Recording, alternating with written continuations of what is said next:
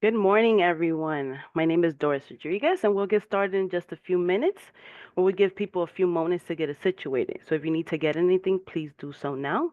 We'll start in just a couple of minutes. I also want to announce that this presentation is available with automatic closed captioning.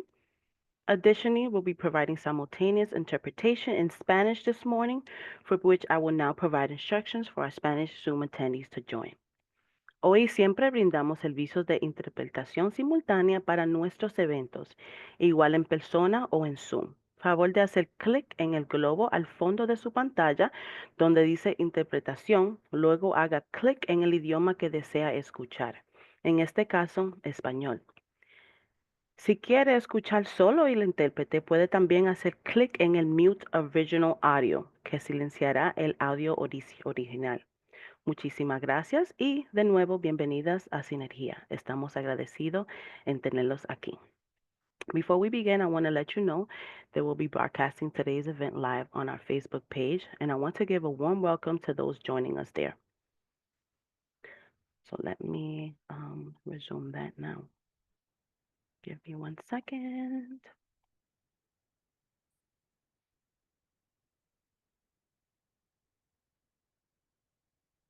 Awesome. So just a few housekeeping notes. Everyone who is registered via Zoom will receive a copy of the presentation slide via follow-up email within the next few days. A survey will be shared in the chat and a QR code at the end of the presentation. We will have a time at the end for the presenters to answer Q&A. However, we encourage questions at any time. Please remember this is a public forum and we're being broadcasted on Facebook. Once again, my name is Doris Rodriguez, and I am the Autism Initiative Coordinator here at Sinergia's Metropolitan Parent Center. A few words about Sinergia's Autism Initiative. The Autism Initiative project is funded by a grant from the New York City's Council under its Autism Initiative. This project supplements the work of Sinergia's Metropolitan Center by bringing an increased awareness to New York City residents, particularly to the communities with large Spanish-speaking populations, about the growing number of children diagnosed with autism spectrum disorder. A strong outreach component targets families of children with a suspected or known diagnosis of autism who are receiving appropriate educational, health, and other related services. The initiative will link them to other services and supports that meet the individual needs of their children and their families. I want to thank you all for joining us. We're glad that you chose to be with us today.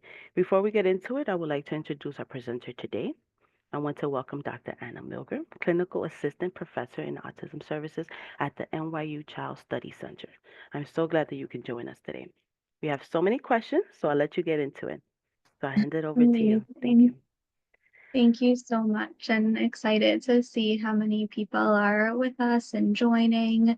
As Doris said, I'm Dr. Anna Milgram. I am a clinical psychologist and a clinical assistant professor on the autism service at the NYU Child Study Center, where I do both comprehensive evaluations as well as work in an outpatient setting with children through young adults and their families, supporting a very wide range of mental health needs, and certainly behavioral challenges is a topic that comes up often.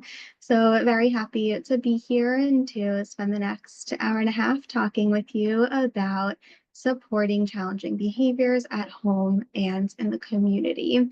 And I know we have interpretation services, and my inclination is always to talk really fast. So I'm going to make a very concerted effort to keep it slow. This workshop is brought to you by the New York State Regional Center for Autism Spectrum Disorders at the Child Study Center at Hassenfeld Children's Hospital at NYU Langone, and the content of this presentation is informational and not clinical advice. All right, so here's the broader objectives that I'm hoping you all walk away with by the end of our time together. I want you all to feel like you can walk away with identification of at least one possible trigger for dysregulated behavior for a child on the autism spectrum, walking away with keeping in mind at least one strength associated with autism, and identifying at least one proactive strategy that can be used effectively to support regulation and in turn prevent challenging behavior. All right, before we get started, a few things I wanted to make note of. So I saw the chat. Um, this is a quote that some of you may have heard before. It comes from an autistic professor, Dr. Stephen Shore, but it's important to note, right, that if we've met one autistic person, we have met one autistic person. And so I want to acknowledge that there are going to be things I say when describing traits associated with autism or strategies that have the potential to be helpful and strengths that aren't going to apply, right, to every single child that you're keeping in mind throughout our talk today. Another initiative, and I think very important point, is the quote, nothing about us without us. And so, as you're listening to today's presentation, maybe seeking out other workshops, working with different professionals, I really want to encourage you to supplement the information you hear here and through other similar sources with information gains from people with lived experiences, being on the autism spectrum or with other forms of neurodivergence, and really learning and hearing from them. And then finally, I really want to highlight that neurodiversity is something I highly value, right? I think there is no right way for a brain to work, and we need all kinds of minds. And so I want us to sort of keep that framework as grounding everything that we talk about today. So I know we have a lot of parents, a lot of families, but I think not only parents and families today. So I want us to, before we jump in, take a moment and identify an autistic child, either your own child or one that you're supporting through a professional lens, and try to connect the strategies to supporting this child as we go through them today.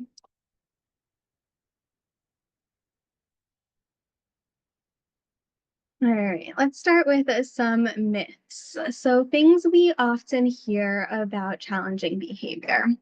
It comes out of nowhere. He's manipulative. She's acting like this because of bad parenting. He can stop anytime. This is in his control. They know better. He's just doing this to annoy me, right? So, all of these messages are sending this idea that this behavior is fully in a child's control, it's willful, and there is malintent. I want to flip this around and think through the rest of the presentation through this framework, which is the idea that behavior is a form of communication. So kids engage in behaviors when those behaviors are helping them get some sort of want or need met. And often we can categorize the possible wants and needs into four broader domains. One being attention, right? A behavior might allow a child to gain attention, which can be serving the purpose for them of possibly help or comfort or connection seeking. It might be giving a child access to sensory input or regulation, pleasure that is helping them feel calmer, more energized, helping them stay more focused. Often we think of those stimming behaviors associated with autism in this category, a child who might be pacing, who might be rocking their body, who might be hands flapping. All of those are often done to obtain sensory input, or in other words, to offer a form of regulation for the child. Another reason why a child might be engaging in a behavior is it's giving them access to something they want or need, right? Maybe when a particular child starts yelling, the adult nearby recognizes they're likely hungry and brings over the snack or calls them over for a meal. Maybe they get access to a preferred item or preferred activity or a routine, or they gain a sense of control. Or a very common one is a behavior might allow a child to get away from, to escape, or at least to delay a demand or a situation or an environment that is unpleasant to them. So, to most effectively think through how do we understand a child's behavior and how do we effectively intervene and support, the two questions that we really want guiding us is what need is being met through the behavior and what is being communicated through the behavior.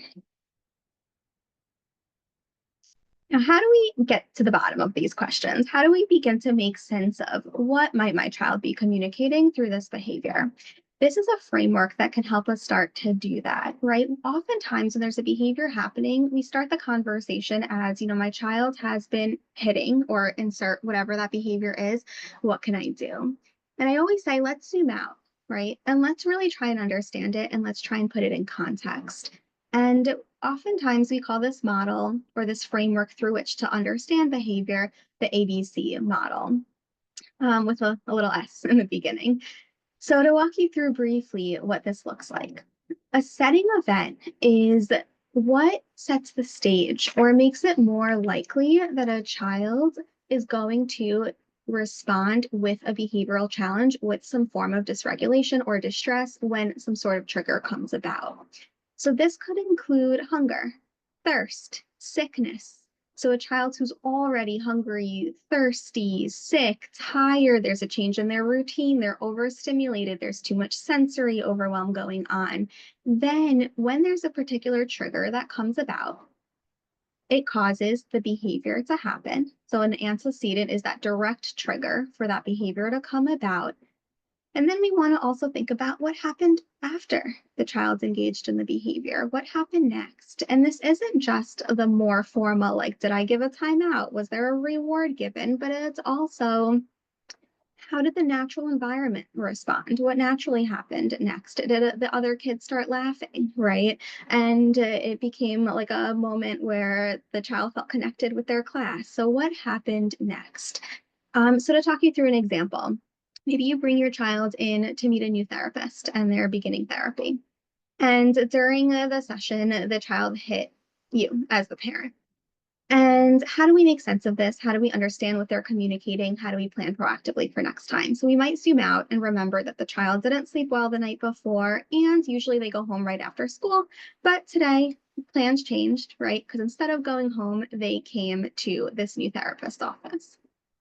Then they come in, they're meeting with you, they're meeting with a therapist, you as the parent are in the room, the child's in the room, and then the parent or the therapist 10 minutes in says, all right, it's time for mom to leave the room.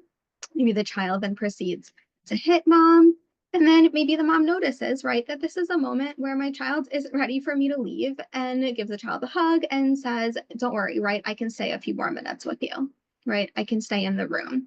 And so if we think about it this way, we're pretty quickly learning, right, that that hitting behavior was the child's way of communicating to mom, I'm not ready to be alone yet, right? I need you to stay with me, or I need you here a bit longer. When we think about intervention and management of challenging behaviors, your time is really best spent on prevention strategies, on thinking proactively what are the types of situations and triggers that are likely to bring about these behavioral challenges for my child, and what are strategies that could be preemptively put in place to decrease the likelihood, right, that the child experiences a distress or needs to communicate in a way that is then a challenging behavior. And so a lot of today's presentation is really going to be around these prevention strategies. Another thing I want to make note of is that behaviors can also really represent a sign of overwhelm or overload. And especially in our neurodivergent kids or kids on the autism spectrum, this can often manifest as either a meltdown, a shutdown, or some form of combination, one leading into the other. So, a meltdown is when a child is expressing distress more outwardly. So, we're seeing yelling, we're seeing a possible aggression or self harm behaviors, or a repetition of a certain word or behavior. Versus a shutdown is where a child is experiencing that same level of distress, but they're going inwards. So maybe they're climbing under the desk or the chair at school.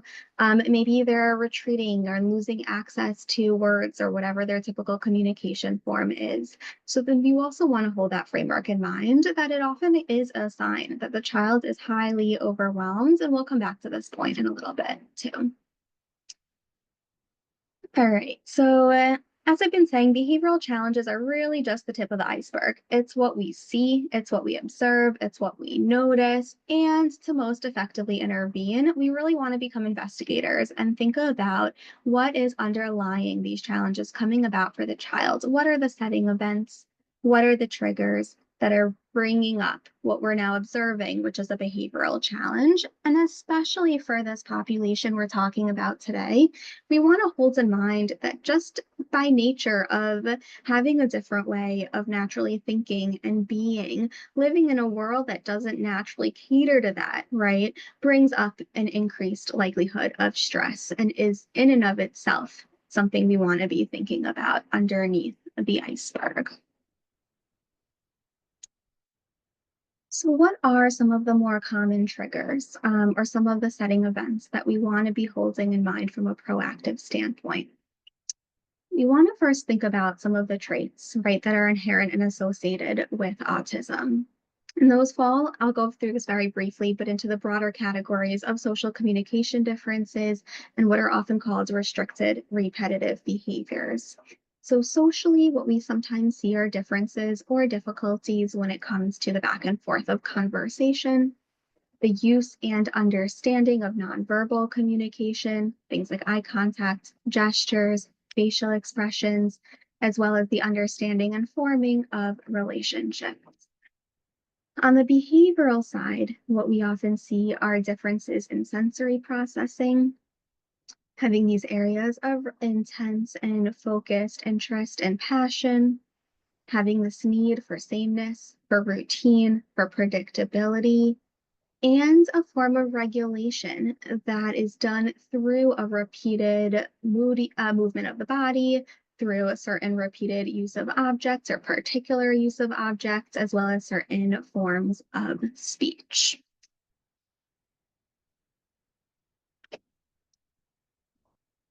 And then when we think about autism, we're always wanting to see it in the broader context of, are there co-occurring challenges that are here with us, whether that's mental health related, things like anxiety and depression can be quite common, whether it's other forms of neurodevelopmental differences, things like ADHD, language delay or disorder, intellectual disability.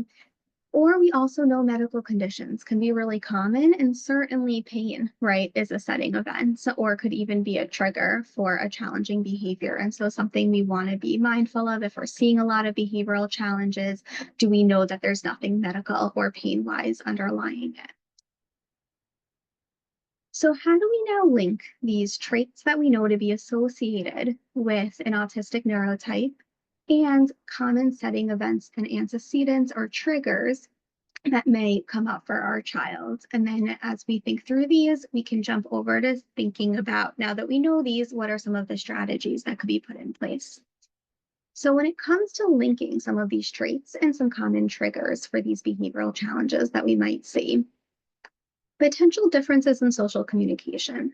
For a child who maybe has difficulty knowing, how do I get this conversation started in the way that's expected? Or how do I go up to the teacher, right? What's the right time to interrupt my parent, to express a want or a need, or to form a connection? How do I go up to that group of peers that are spending time together? A potential trigger might be, right, like having a want or having a need that's requiring communication or being in an uncomfortable, a new social situation. Difficulties in sharing or turn taking in conversation, right? I don't know when to jump in, right? When do I make my point? Could lead a child to often feel interrupted themselves or not feel heard or not feel like they can speak up and share what's on their mind. For a child who has discomfort with sustained eye contact, being told to make eye contact or being told to be, or being in a situation where it's expected could be a setting event or a trigger. A long enough time of needing to maintain eye contact, right, could be a setting event. It increases their level of distress, and then another trigger comes about, and maybe a behavioral response, right, becomes more likely. For a child with difficulties intuitively understanding nonverbal cues like body language, gestures, tone of voice, or sarcasm or context clues, it may increase the likelihood that they misunderstand a direction or a statement or an expectation, and then ends up receiving a correction or negative feedback.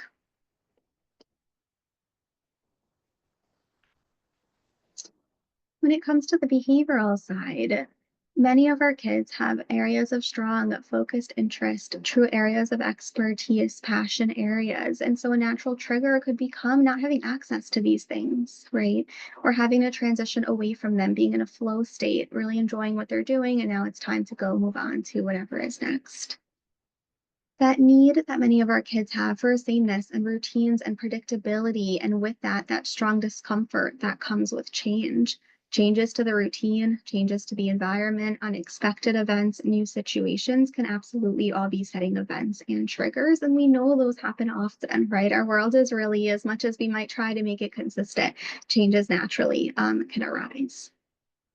For our kids who really use their body to regulate or use particular actions to regulate themselves, being told to stop either directly or indirectly through negative feedback could be a setting event or a trigger. And we can talk more about this a little bit later today, too. Differences in sensory processing. For a child who's hyposensitive, a trigger might be not having access to the sensory input that allows them to feel calm or focused or regulated or energized, or maybe having reduced opportunity for movement. And on the flip side, being hypersensitive to sensory stimuli could cause a child to more quickly become overwhelmed, right? In a situation where maybe there's bright lights, and maybe there's a lot of sounds going on, maybe in a lunchroom, there's all those intense smells, or at a restaurant. And some of our kids, or many of our kids, might have a more like rule bound, more concrete, literal thinking style. And so, for instance, when those around them aren't following the rules, that could be a trigger. That could be a setting event. So I'll pause for a moment and give you all an opportunity to just start to brainstorm for your child or for the child that you're holding in mind. What are some triggers, one or two, that you know when this happens, it either increases the likelihood that they may respond with a behavioral challenge in a difficult moment, or what is a direct trigger when this happens? Often this is when I start to see one of the behaviors.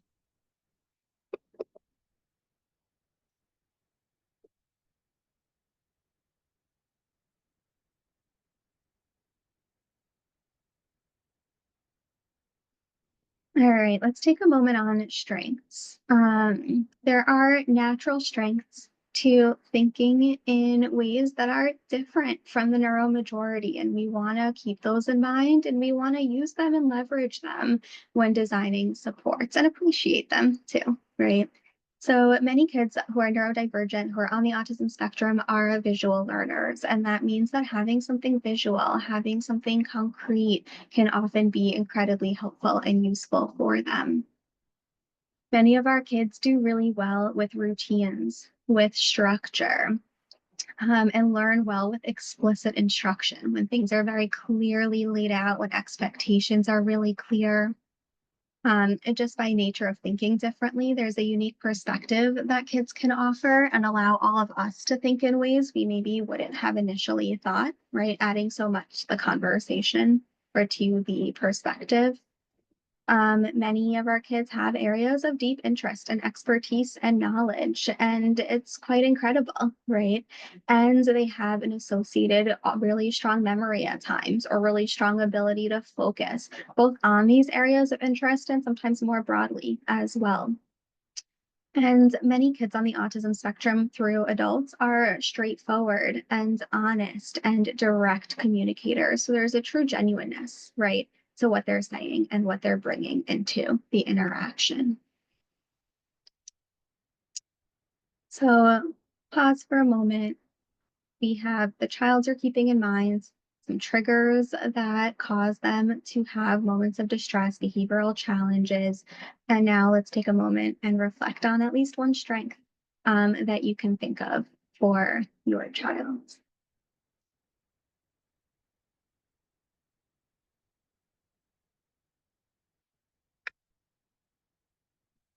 All right. So, as I mentioned earlier, your time is really best spent most of the time focusing on proactive strategies to support regulation.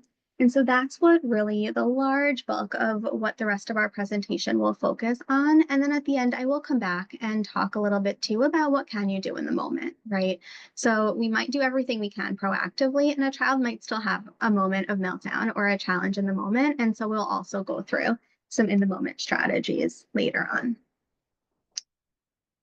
So we know that in general, kids are most receptive to information when information is discussed proactively and not during a challenging moment and not immediately following or in response to a challenging moment. And so having conversations proactively, you as parents, you as teachers, providers, therapists, and when the child's able, the child too.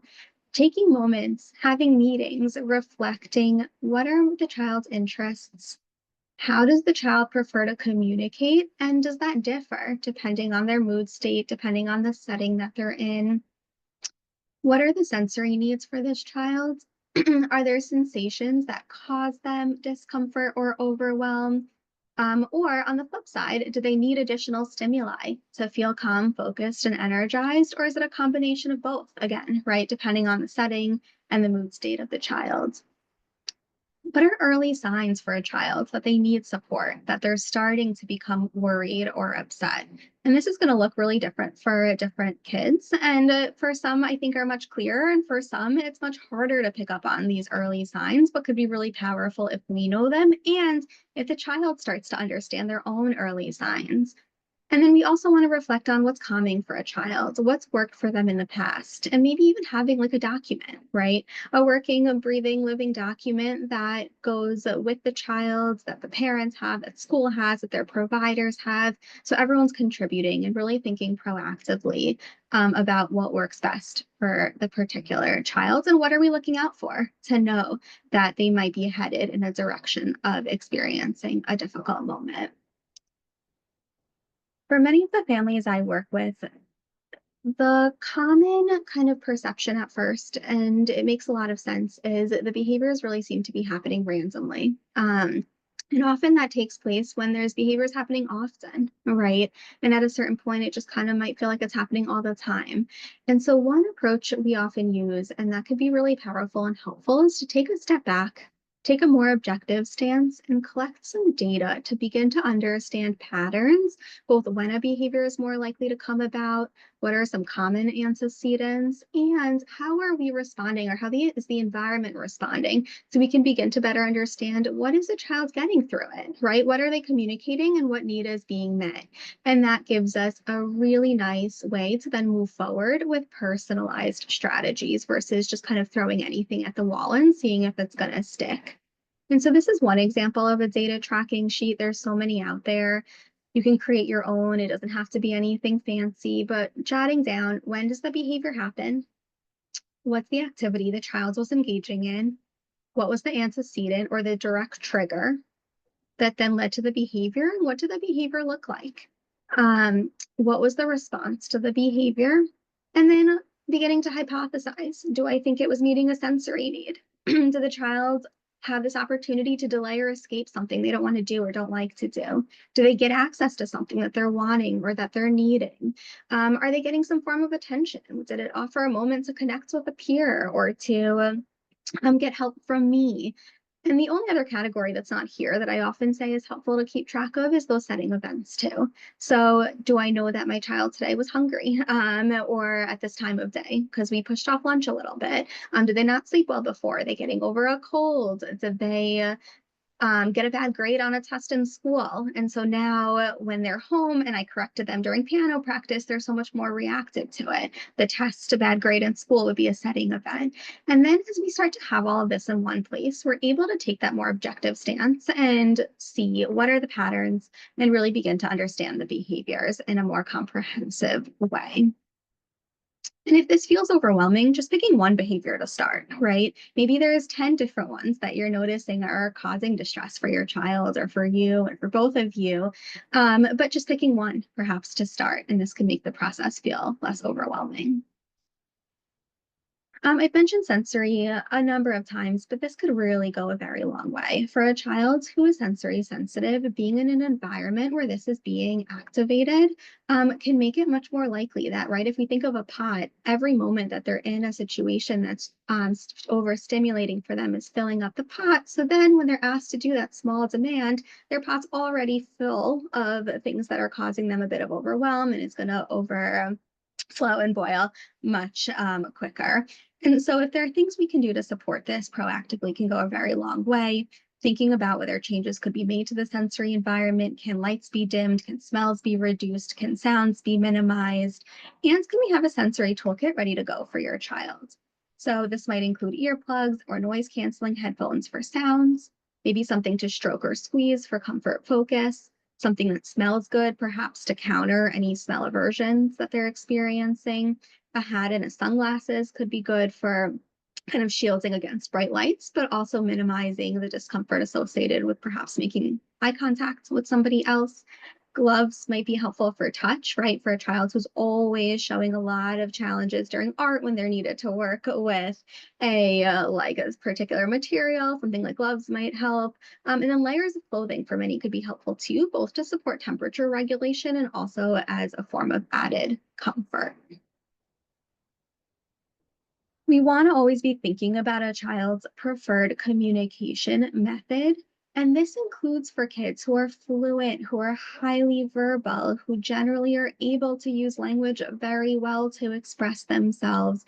We still want to be thinking about other options for them because we know that in moments of distress, many kids have a lot more difficulty accessing words or accessing their language.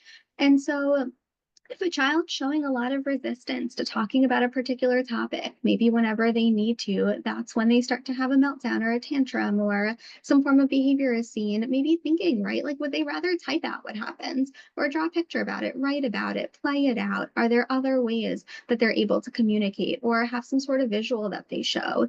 Are they able to access their AAC device anytime that they're needing to communicate? Can they text or email instead of say out loud? So always really kind of trying to be creative and honor all of the different ways of communicating that are out there because verbal is not the only option and isn't always an accessible, right, or feasible option, even for verbal kids.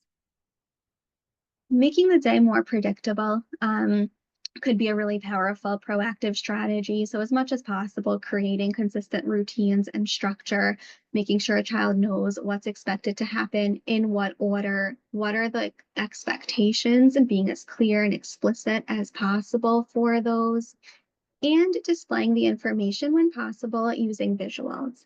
Right. I always say, imagine if I was here for 90 minutes without any of these slides.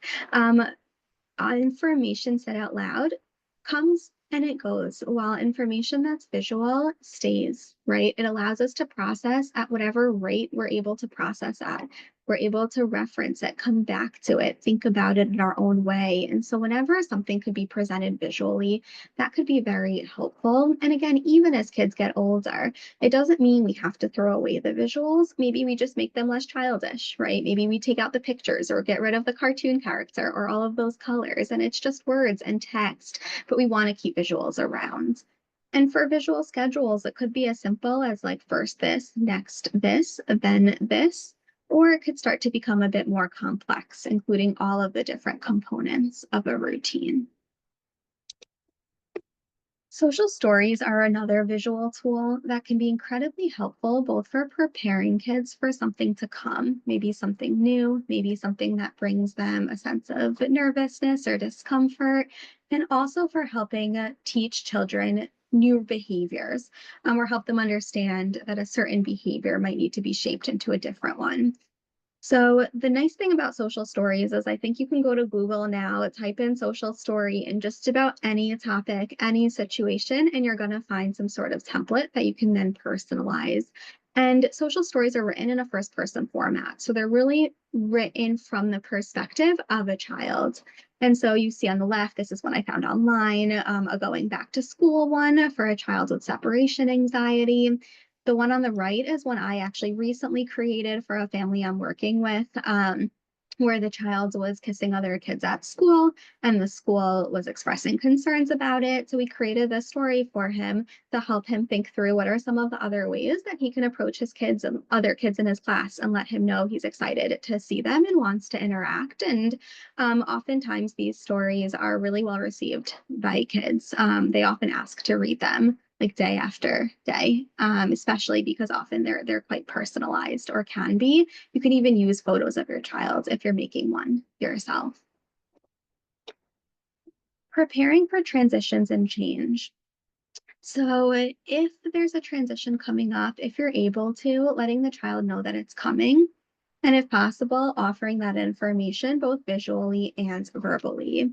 So visually could look like a visual timer. So a child does not need to know how to read time, understand time, read a clock. A timer like this, they're basically just waiting to see when does the red run out, and that's when they're done. And it allows the kid to keep track a little bit more of how much more time do I have in this, and start to get themselves mentally ready for whatever is next. And then possibly pairing that, right, with a quick heads up. Just so you know, I know you're having a lot of fun, right? You've got 5 minutes left to play, and then lunch.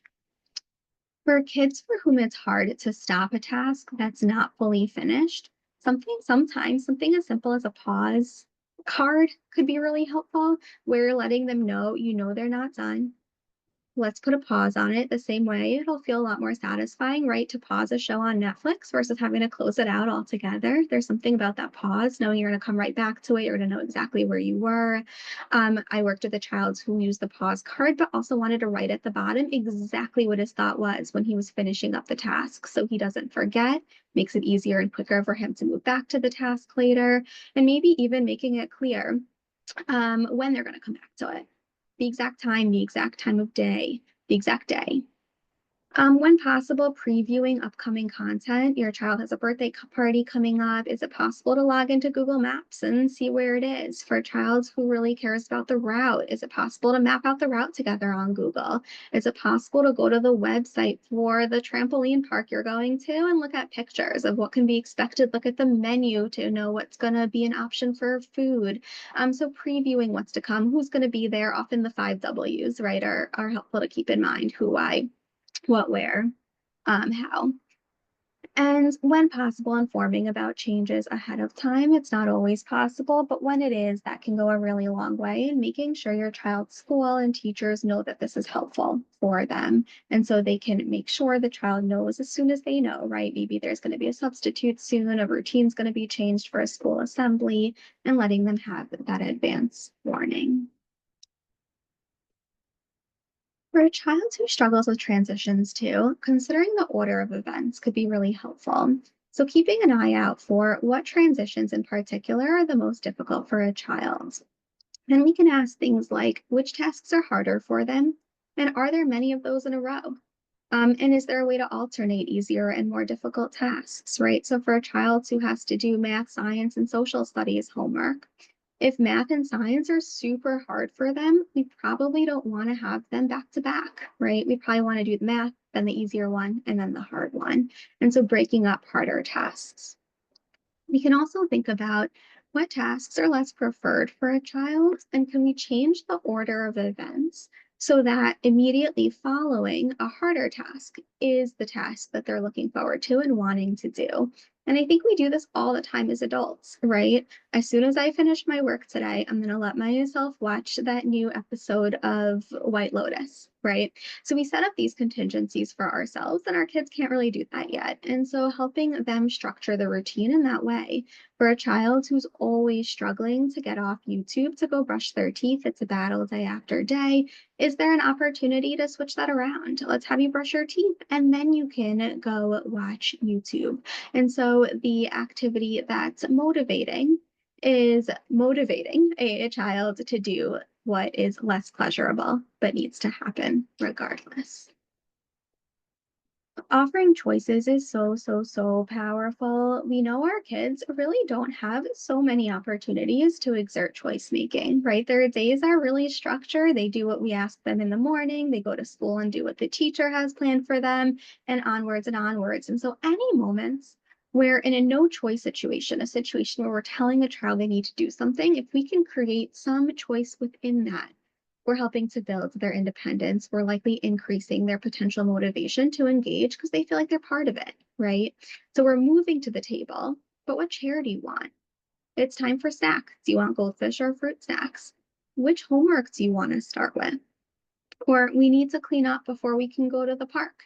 Do you want to start by putting away the Legos or the trucks? And certainly choices can be offered not only verbally, right, but also by pointing, by showing. So a number of different ways non-verbally as well. Behavioral challenges often occur because a child needs a break from a task, a person, or an environment. And so, if possible, we want to schedule in breaks ahead of time versus in response to a child already having a challenging moment or communicating to us through their behavior that they need out. We also want to make sure a child knows how to request a break and that that break request doesn't only, again, have to happen verbally, right? A child might be able to use their words and might not feel comfortable raising their hand in class to ask for a break, or might not know the right time and has gotten feedback from a teacher. They keep interrupting and now they need a break and they don't really know how to use their words the right way to ask, right? And have that need met. And so sometimes something like a break card could be really helpful, or a signal that's established, or going to a family event and the child might not feel comfortable walking up to you, or it might be disruptive, right, to ask for a break. And so is there a signal that you guys can plan to use ahead of time? And that way you know.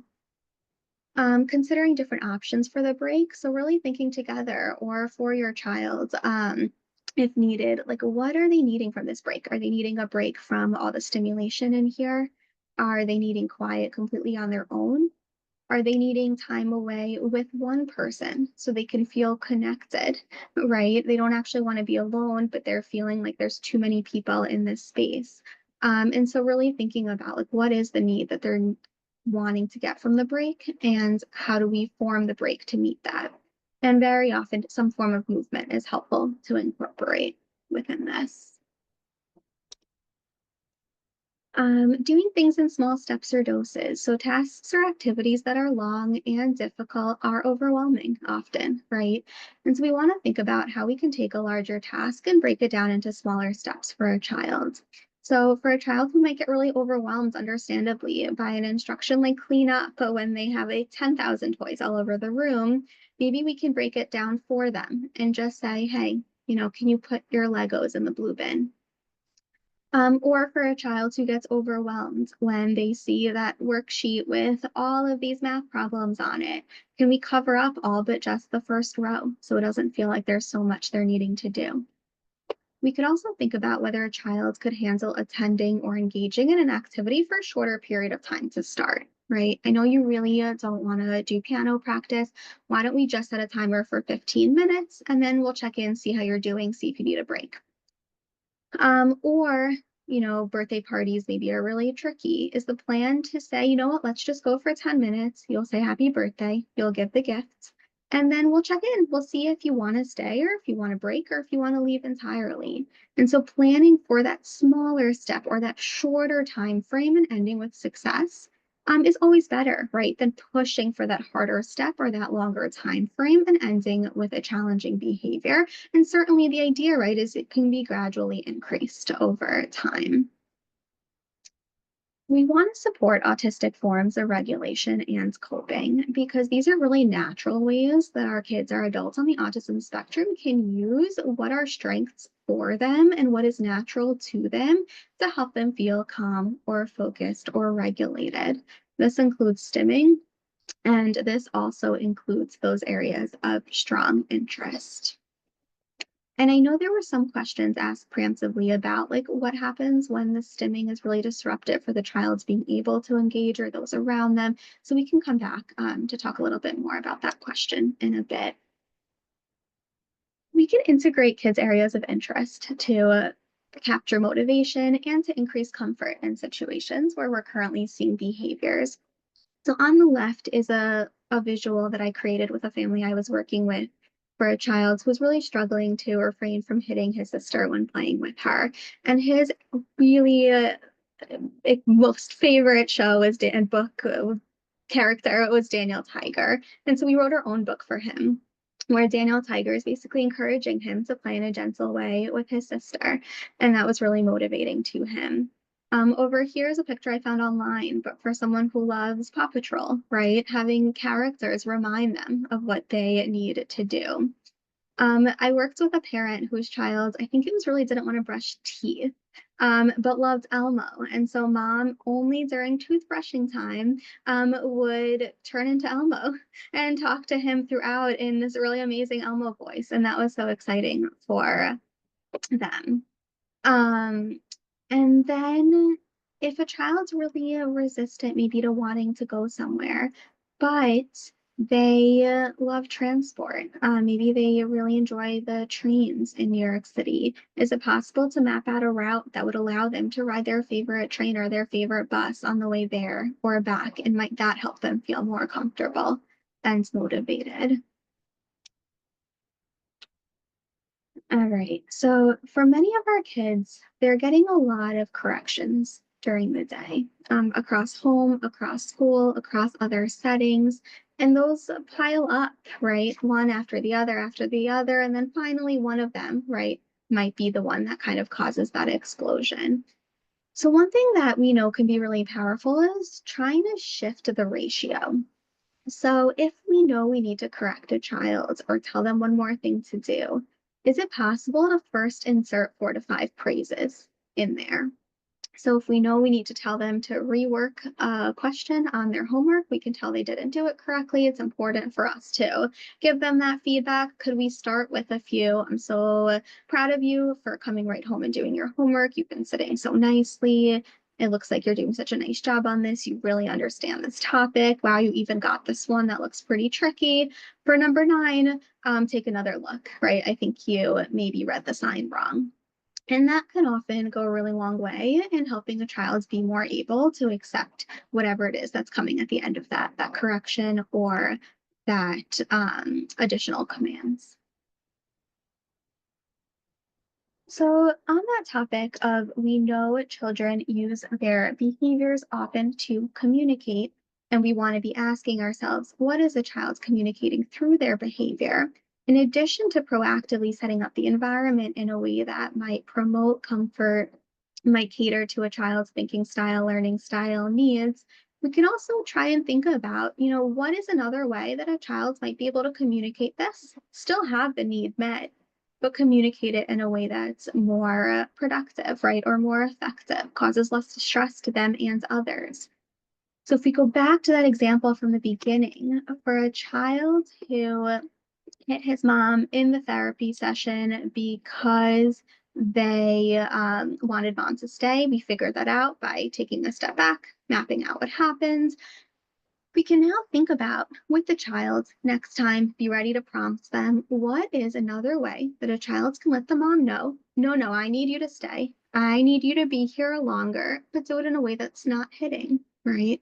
And this is going to be really personalized to every child, but it's important that whatever new communication form we give them, it is just as effective. If hitting always gets them, right, or that thing that they're looking for, this new form of communication needs to just as quickly get them what they're looking for and be just as easy. So this might be saying, stay with me.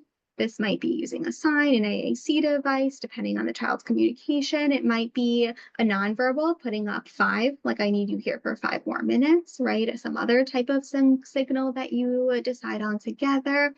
But it's really thinking about, right? Like if you need me to stay, let's think of how else you can tell me that versus hitting, prompting the child, teaching the child, and then again, right, the goal is over time, you could start to shape that. Hopefully, they'll be ready, right, in the future to stay longer, to separate from you quicker. But we want to make sure, whatever way they're letting us know they need us to stay, if it's working for them anyway, right? Let's make it a form of communication versus a form of a more challenging behavior. Planning and coping ahead. So, in line with everything that we've been saying, it can be really powerful to sit down and really kind of develop and practice plans for those more challenging situations. So, for example, if we're thinking about a child who often really struggles at the dentist, and we identify that's coming up and that's likely to be difficult, can we work with the child if they're able to engage and or with their team to develop a plan? Breaking down whatever's coming, that situation, into smaller steps or components, thinking proactively about what strategies might be helpful for them for coping, for problem solving, and then rehearsing the plan.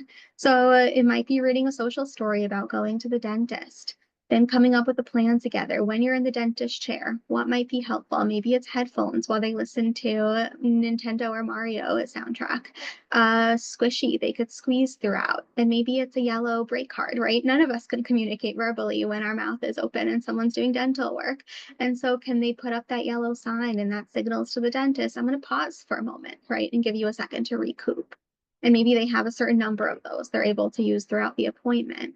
And then taking this plan and practicing it. Can a child lay down in a bed at home and you, as the parent or their therapist, is a pretend dentist and really kind of rehearsing it ahead of time with these tools ready to go?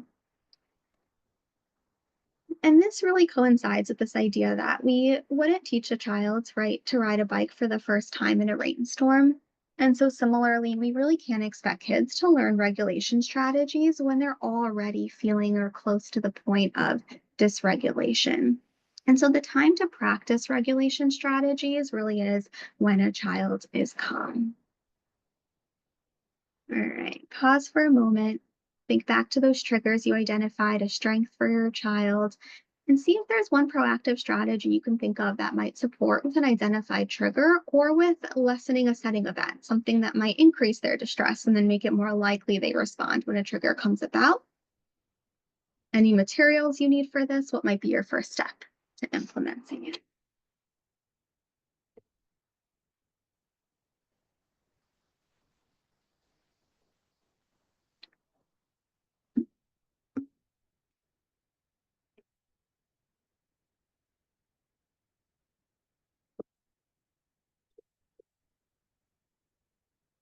All right. So sometimes, and I'm not going to spend a lot of time on reward systems today, just this one slide. But sometimes a child really just needs some added motivation, right? Maybe we know there's a skill, let's say brushing teeth again. They know how to do it. We know for a fact all of those steps are ones that they are capable of following. They know what the right steps are to follow. There's nothing in the bathroom or related that's causing them any sort of discomfort. And they're just not that motivated, right? Their level of motivation to brush teeth does not match our motivation for them to brush their teeth. Maybe hygiene's not top of mind. Maybe other things are just way more enjoyable. And so, in those moments, we might think about introducing some type of reward system, really just to capture increased motivation for a child. And there's lots of different reward systems that can be put in place. Like the one on the left is just one example, right, that can be used. But I sometimes work with families who say, I've tried so many reward systems and our family is just too busy or things are just too chaotic that I keep it for 2, 3 days and then I never really end up using it to fruition, right, enough for it to be effective. And so, if that's you, right, and you're in that scenario, sometimes a simpler system that kind of capitalizes on this idea of catch your child's being good can be much easier to implement. So, the way that would work is this is just one way to do it, but like having a jar and picking one thing that you're wanting to motivate a child to do, or you're really wanting to show them how excited you are when they're doing this behavior.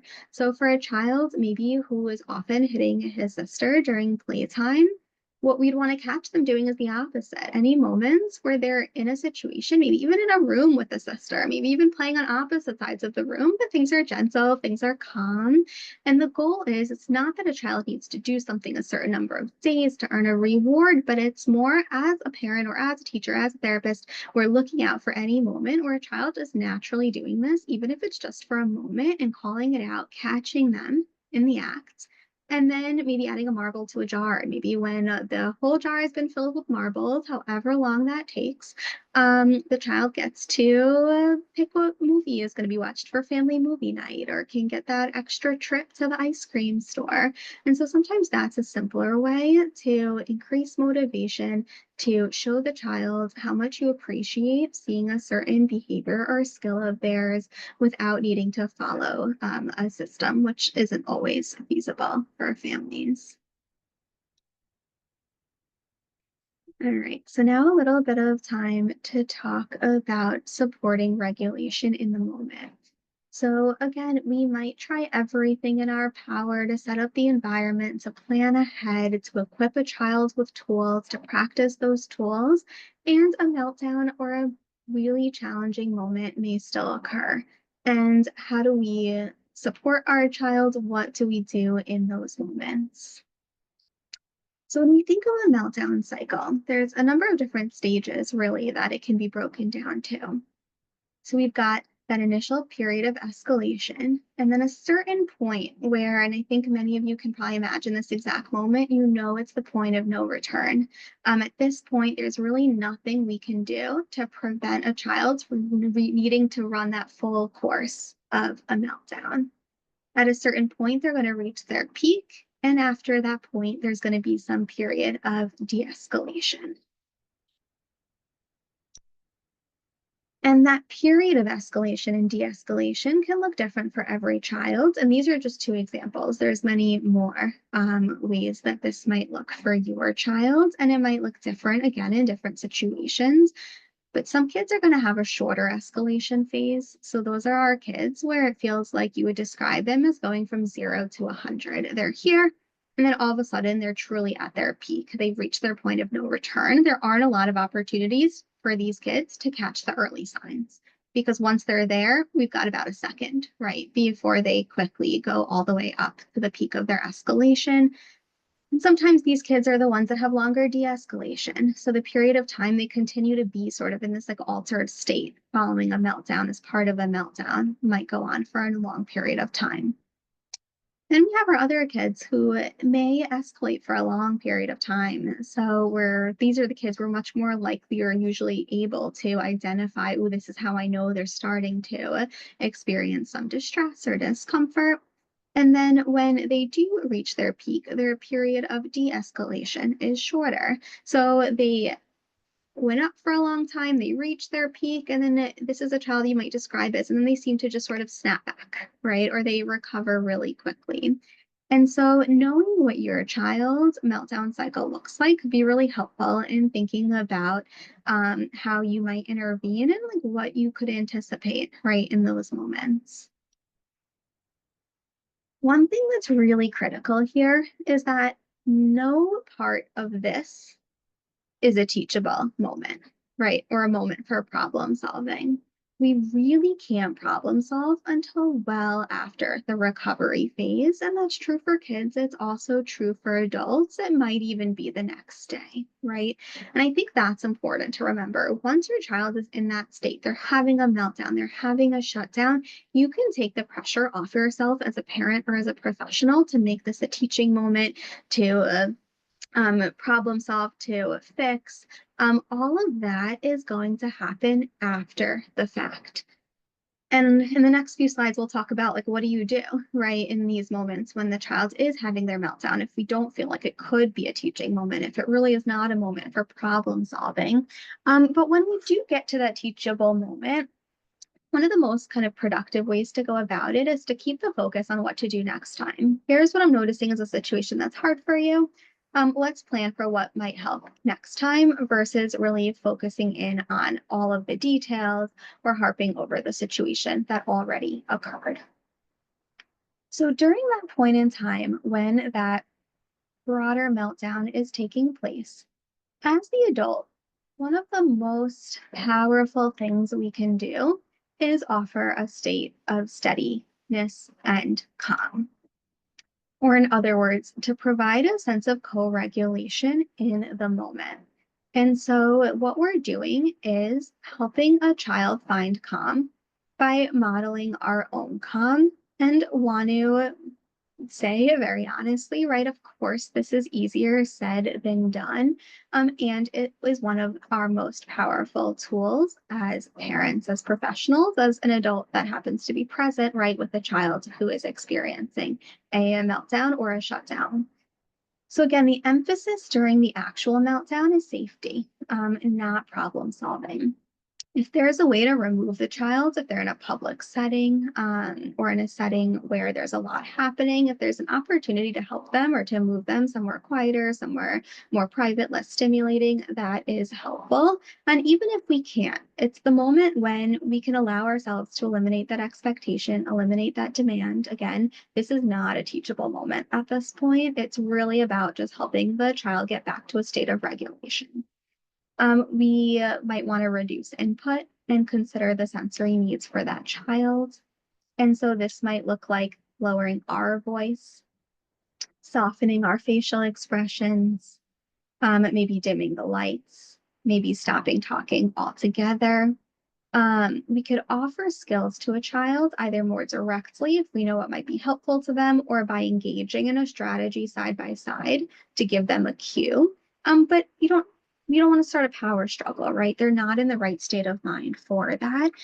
And so it might be handing them a fidget if we know that's something that's helpful, handing them their noise canceling headphones. It might be sitting next to them and taking deep breaths. It might be moving, walking back and forth, offering deep pressure. And again, this is where it's really going to look different for your child, and working with therapists, working with your child's school team, thinking together what are the types of things that help my child if they have a strong area of interest. Would putting on a video from that show, for example, help them? But thinking about how can we offer strategies, but do it in a way that's right, more subtle, and use a soft, steady voice. And the overarching theme is that in these moments, less is more. This is similar and more focused on a shutdown versus a meltdown, but the strategies in the moment really are quite similar. This is a cartoon that comes from an autistic self-advocate, where she describes an autistic shutdown as an internalized meltdown. So even though we're not seeing the behaviors as clearly as outwardly, maybe they're causing less disruption to whatever environment a child is in, they're experiencing that same heightened level of emotions. And so, how can others help? Again, safety first, helping if possible to a quiet space with minimal stimuli, or at least less than wherever they are now. Considering sensory needs, ideally having some type of kit that is tailored to their needs, maybe a blanket, a squishy, a stuffy. Eliminating expectations and demands, and reducing interaction too, giving them space and time. And this doesn't mean we need to leave fully, right? Because again, if we're able to maintain our own state of calm, being there and helping them find their calm through our sense of steadiness and calm could be really powerful. And if your child is able to engage in these conversations, it could also be thinking through with them, right? Whether it's helpful to have someone there or be alone if possible.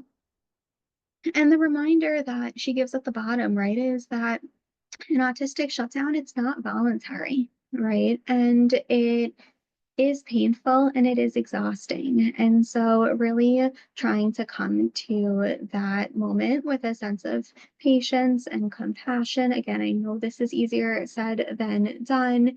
And also being able to really take the pressure off yourself. You don't need to teach your child anything in this moment.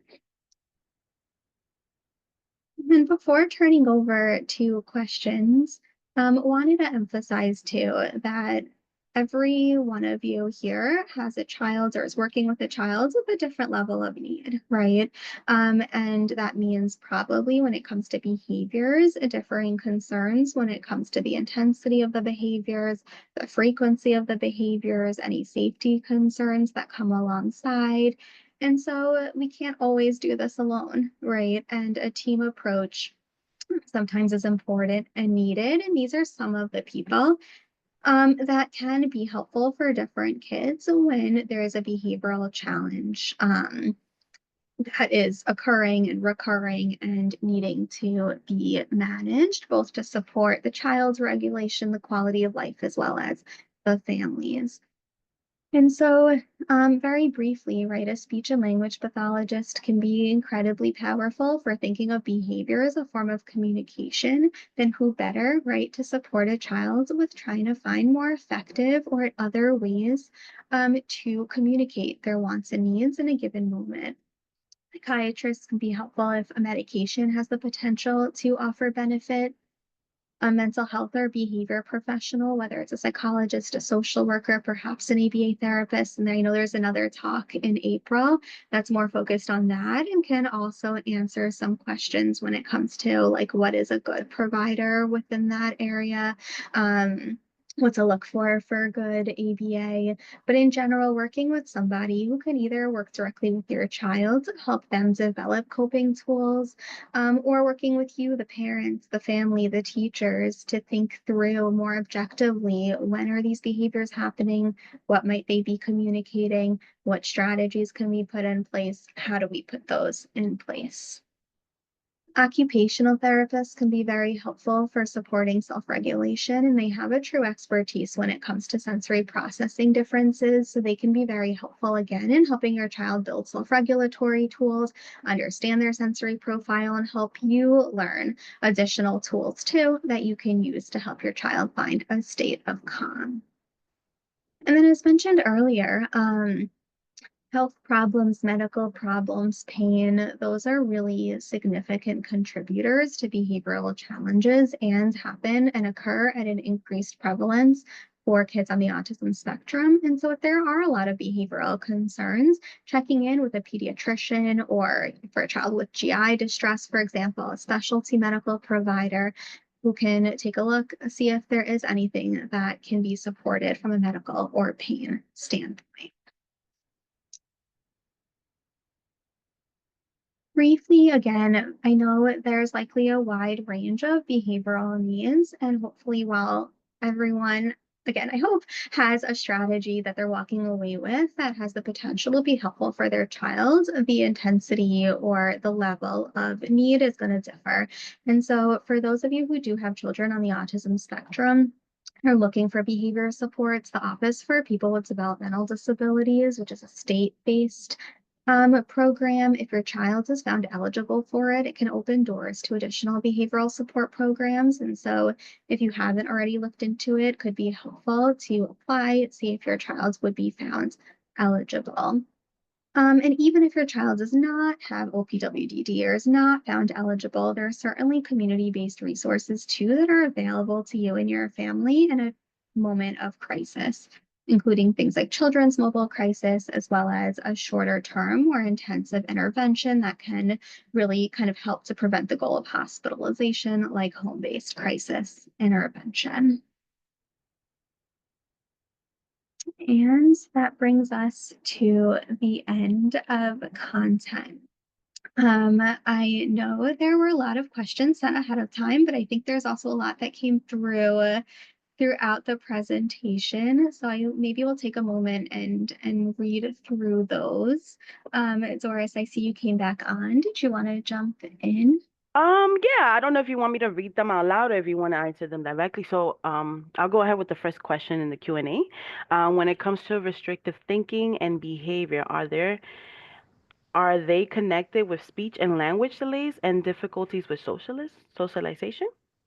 It's a very good question.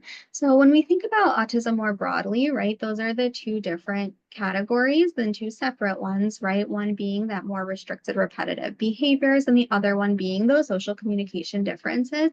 But undoubtedly, we can think of them as interrelated, right? So for example, for a child who might not know what they can say in a certain situation to initiate a conversation, to engage, one, they might feel more uncomfortable and might be more likely to engage in a restricted or repetitive behavior as a form of regulation, or might turn to, for example, borrowing a script from a show or a movie to be able to contribute and get a message across when they're not able to access their own. Like spontaneous words. And so, certainly, we can think of there being this interrelation between the two. The second one, yeah, so I know you didn't, I'll let you read it, Doris. No, no. How to help individuals with ASD when it comes to their differences in social communication, particularly with initiating conversations, sustaining communication. How to breach the gap as parents at home. How can we help them in those instances? So it's multiple questions there. Yes, but supporting social needs, it sounds like is the broader question. So one would be and this isn't as a parent, but if your child isn't qualifying for counseling services or for speech and language therapy, those are really common settings in school where a child could be in a small group with peers and really learning these skills. And often that can be one of the most effective ways to learn because they are getting to practice, right, and receive that feedback in real time with people who they can then engage with, build friendships with. There's social skills groups out there too that help with breaking down some of the abstractness of socialization and also offering opportunities for practice. And I think one thing that's important to keep in mind from a neuroaffirming lens is we're always trying to balance. Let's give children all of the information so that they don't feel like, why does everyone else seem to know what to do and I don't? Let's give them that information. And then let's also remind them, right, that however they think and communicate is valid and important, and they have a choice when they want to use those strategies and when it really just doesn't feel right or natural to them. And then I think most effective from there is really collaborating with the providers of social skills groups or anyone your child is seeing for therapy counseling within the school setting, and seeing how you can take those same wording, the same strategies, and apply them at home with your child to keep, again, that consistency the same, the information they're getting across settings. Thank you, Anna. Next question. Are similar trainings given to schools? Question. If so, how can the state approve non-public programs receive these type of trainings with NYC cars, NYC Lagoon Health? Mm, This is a very good question. And I actually wonder, Lily, if you would be best equipped to answer this. I know we offer a wide range of trainings through our regional center and the other regional centers across New York State, including to schools. And I don't know, Lily, if you're there and able to say more how they can go about learning more requesting. Yeah, sure. So I can enter in the chat. We have an email for the regional center. And if you email the address that's on the screen right now, I can add you to a mailing list so that you'd be able to get notifications for any other upcoming trainings. We do have some that collaborate with the Department of Education, so there are trainings available for teachers. But it's great to be on the mailing list just to see everything that's coming up. So I suggest emailing and just letting me know that you'd like to join. Thank you, Lily. And I see a semi-related question that I'll jump to. Are there local offices for RCISD? My grandson's in Saratoga County. There are regional centers across New York State, and every part of New York State is covered by at least one regional center. I'm quite confident it's the Center for Autism and Related Disabilities in Albany that covers Saratoga County. Although, Lily, if you know differently, please jump in, but I'm pretty sure that's the one. And they similarly offer trainings and a wide range of services, including actually social skills groups and other things too. Thank you, Anna. Um, do you also provide services and supports for children with NVLD? That's a very good question. So I would say our center, at least at NYU, doesn't have like a specific branch for nonverbal learning disability, which is NVLD.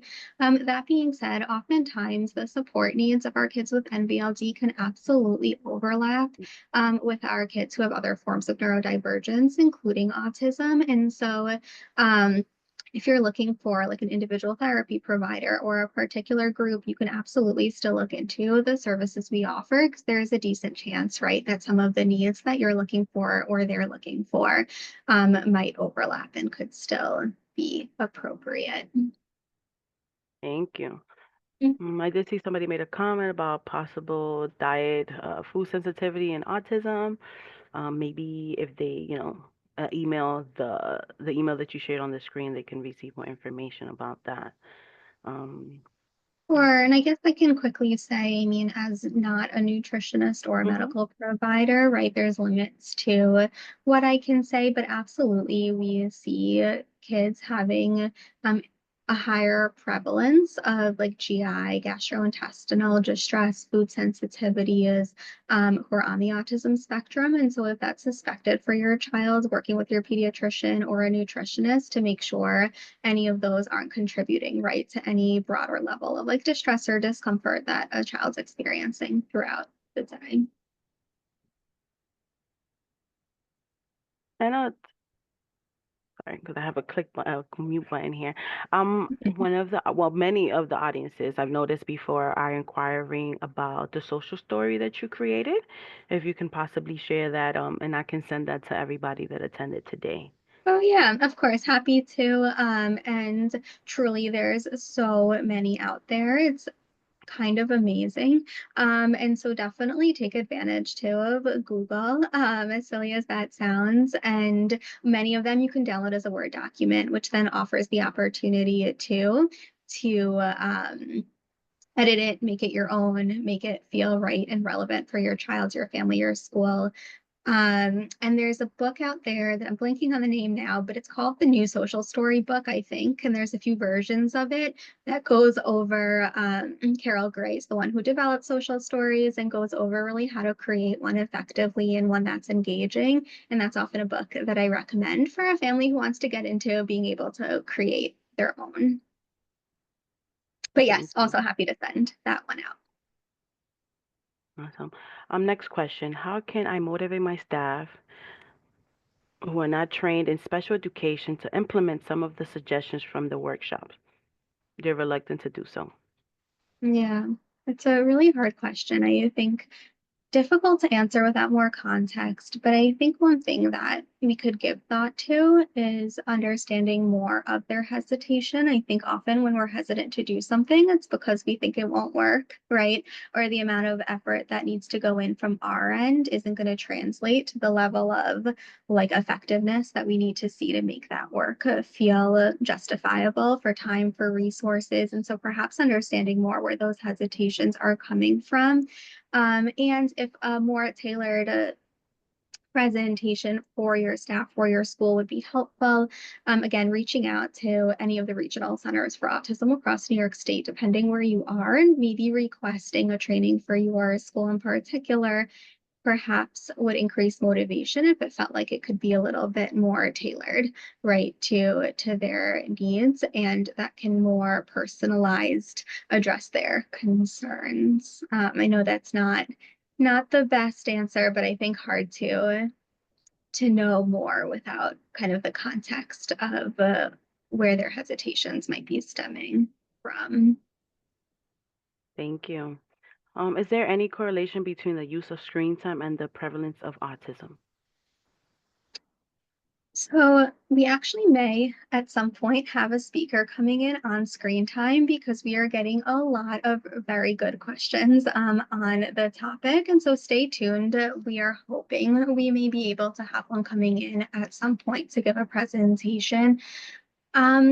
Between screen time and the prevalence of autism, I think I'm not well versed enough in the research to come to a conclusive answer, but I think what we're moving towards broadly for screen time is really trying to be sensitive to the balance between, we know many of our kids really, really value their screen time, and it could start to have a true impact on their quality of life and their engagement socially in school and the community.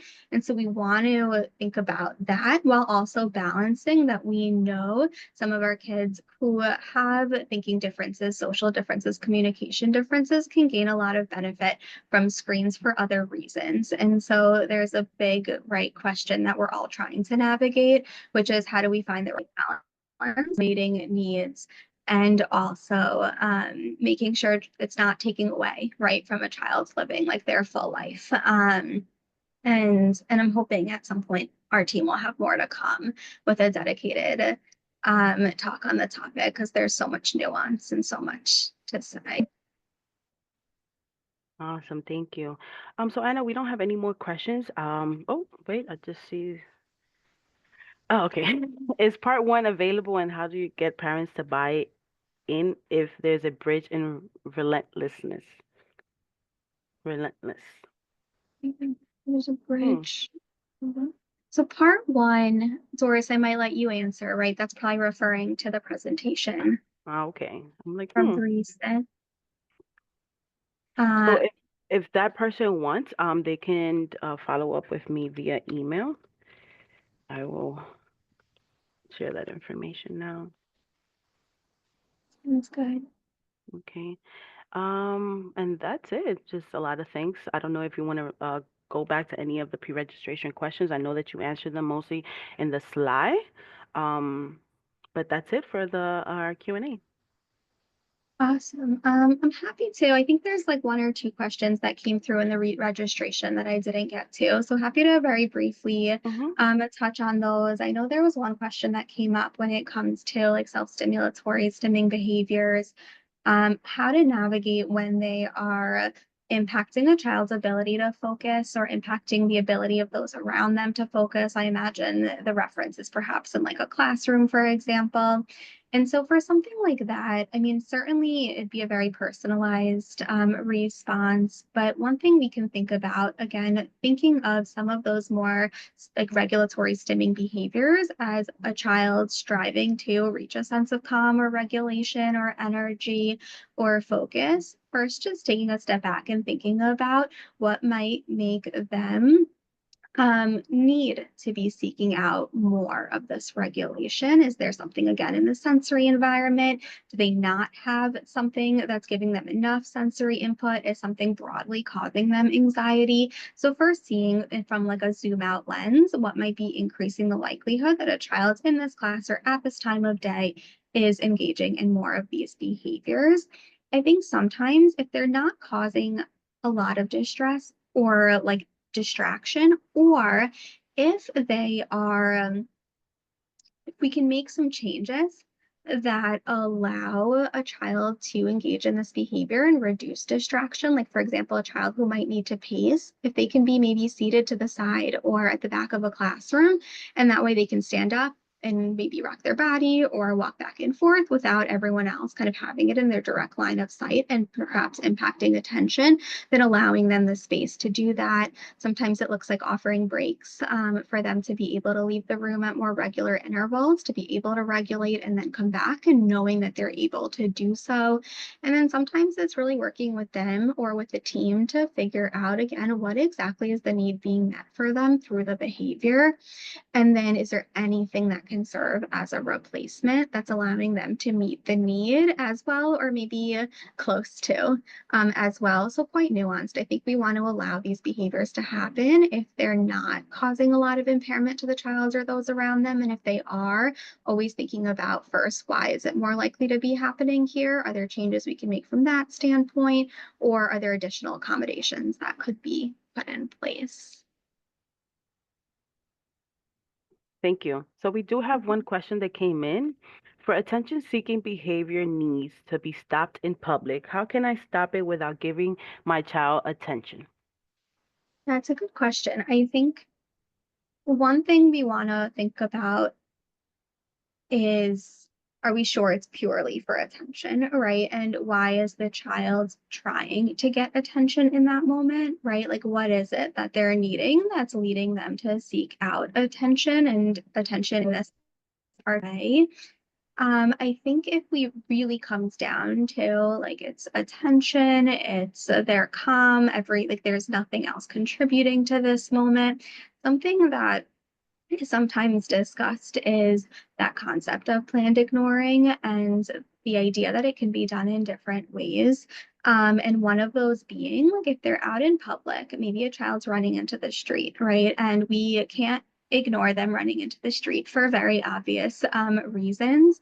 One thing that can be done is what we call kind of like ignoring the child, but not the behavior. And so it's like very in a neutral fashion without any sort of attention, kind of going physically guiding them back to where they need to be, making sure they're safe, but not giving a lot of attention in those moments, not talking, not correcting, not having a big outward emotional response ourselves.